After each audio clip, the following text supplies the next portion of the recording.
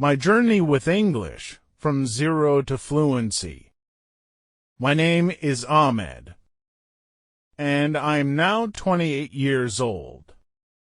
I want to share with you the full story of how I learned English, starting from the moment I felt helpless about the language to the moment I mastered it and began using it in my daily and professional life. This journey was not easy.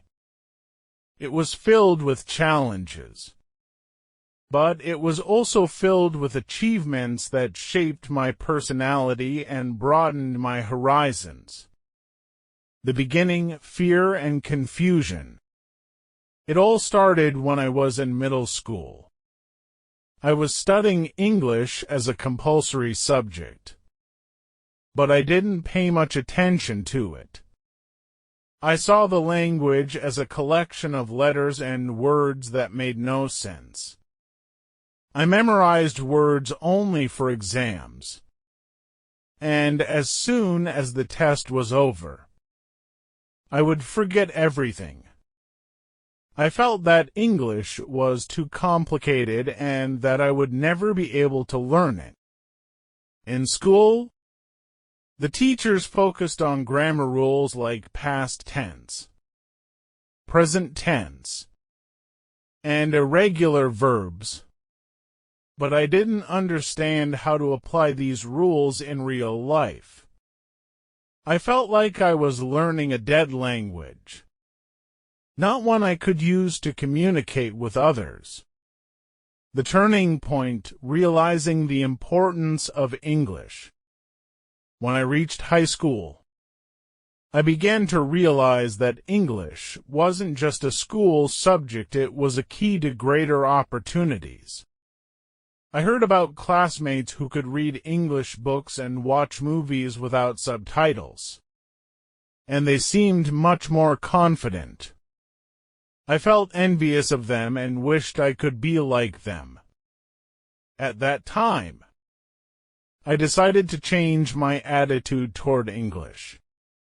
I started thinking about how to improve my skills, but I didn't know where to begin. I knew I needed a plan, but I didn't have the tools or knowledge to create one. The first step, self-study. I decided to start learning English on my own. I downloaded some learning apps like Duolingo and Memrise and began learning basic words like colors, numbers, and animal names. I dedicated an hour every day to studying and tried to make learning part of my daily routine. At first, I felt frustrated because I was learning slowly. I would forget the words I had memorized quickly and couldn't form simple sentences. But I decided to be patient and keep trying. The first challenge, practicing the language. After a few months of self-study, I realized I needed to practice the language in a practical way. I was learning words and grammar, but I wasn't speaking English at all. I felt I needed a way to practice what I was learning. So I decided to look for a language exchange partner. Through an online platform, I found a friend from the United States who wanted to learn Arabic. We agreed to talk for 1 hour in Arabic and 1 hour in English every week. This step was a major turning point in my journey. For the first time, I was speaking English with a real person. I made many mistakes, but my friend was patient and corrected me. The second challenge, fear of speaking. Even though I was speaking with my friend regularly, I still felt afraid to speak in front of others.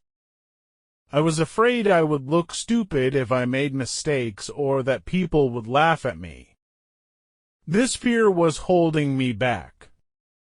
But I decided to face this fear.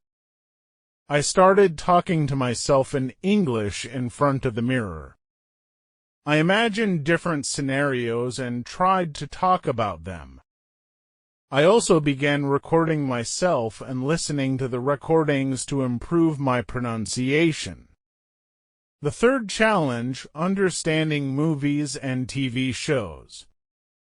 One of the biggest challenges I faced was understanding English movies and TV shows. At first, I watched them with Arabic subtitles. But I realized this wouldn't help me improve my listening skills. I decided to watch movies without subtitles. But I understood very little. To solve this problem, I started watching movies with English subtitles. I read the subtitles and tried to connect the words to the sounds I was hearing. Over time, I began to recognize common words and phrases and became able to understand dialogues without subtitles. The fourth challenge, reading in English. Reading was another challenge I faced. I tried to read English books, but I struggled with long and complex sentences.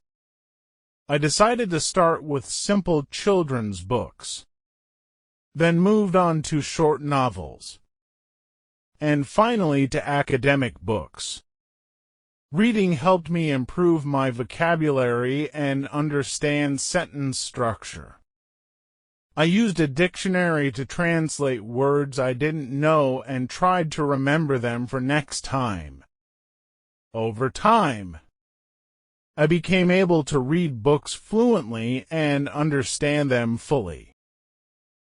The fifth challenge, writing in English. Writing was also a major challenge. I found it difficult to express my ideas clearly and coherently. I decided to start by writing my diary in English. I wrote about my daily events and tried to use the words and grammar I had learned. I also began writing short essays on various topics, such as travel, technology, and culture. I shared these essays with my American friend, who corrected my mistakes and gave me tips to improve my style. The sixth challenge, correct pronunciation. Pronunciation was one of the biggest challenges I faced. Some sounds in English, like the TH sound in think, don't exist in Arabic. I struggled to pronounce these sounds correctly. To solve this problem, I started watching pronunciation tutorial videos on YouTube. I practiced pronouncing words over and over and tried recording myself to compare my pronunciation to the correct one. I also used apps like Forvo to hear how native speakers pronounced words. The seventh challenge, confidence in speaking. Even though I was speaking English fluently, I still lacked confidence when speaking in front of others. I was afraid I would sound strange if I made mistakes or that people wouldn't understand me.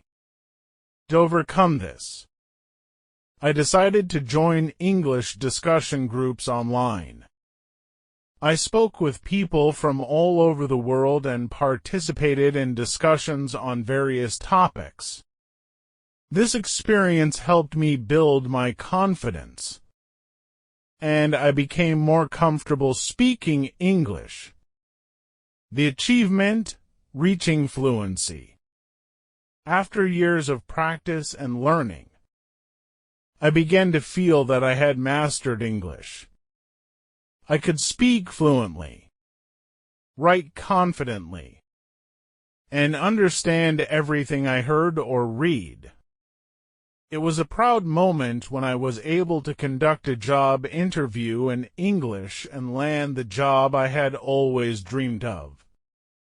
Today, English has become an integral part of my life. I use it at work, in my studies, and even in my social life. I feel that learning English has opened many doors for me and helped me connect with people from all over the world. Final advice. If you want to learn English, I advise you to start now. Don't be afraid of making mistakes. Mistakes are part of the learning process. Try to make the language part of your daily life, and enjoy the journey. Remember, learning isn't a race, it's a lifelong journey. This is my story of learning English in full detail. I hope you enjoyed it and that it serves as an inspiration for anyone who wants to learn a new language.